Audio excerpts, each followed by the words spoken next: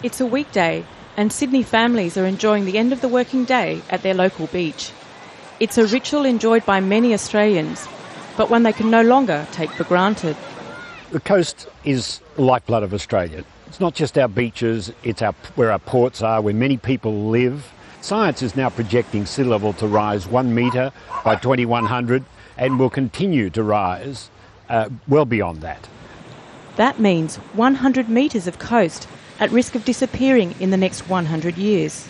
Long summer days at the beach and swimming in the ocean are treasured parts of life here. But rising sea levels could see this lifestyle literally swept away. Australia's government acknowledges the coast is now more vulnerable as climate change brings higher tides and triggers more intense storms and flooding. It says people will have to adapt, but residents still struggle to save their homes from toppling into the ocean.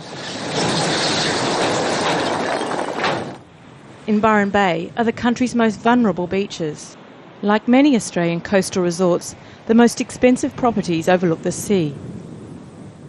The council here has what's called a planned retreat policy. That means owners of beachfront properties have to move their houses or demolish them at their own cost once they come within 20 metres of the coastal escarpment. In a storm last year, ASTLEY lost 10 metres of his front lawn. I think it's just being so helpless. Sitting here, when's the next storm going to come? When's it going to happen again? And without being able to do anything, but just sit and virtually watch your property slide into the ocean. Ian is angry the council's policy means that he's not allowed to build rock walls to shore up his property. But the council has little sympathy. It says dumping boulders to protect his home would only make the situation worse. The real trouble here is the rock walls.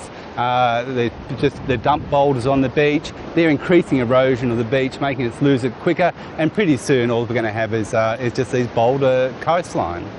But with planned retreat attracting legal action from rich homeowners, only the bravest of councils are willing to ask people to abandon their homes. Sydney's Collaroy Beach is losing 1 metre of beach a year. Its council is dumping thousands of tonnes of sand to try and slow the pace of erosion.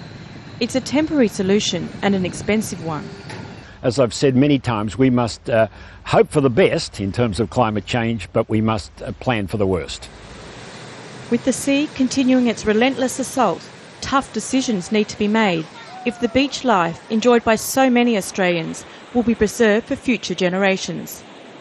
Kylie Grey, Al Jazeera, Sydney.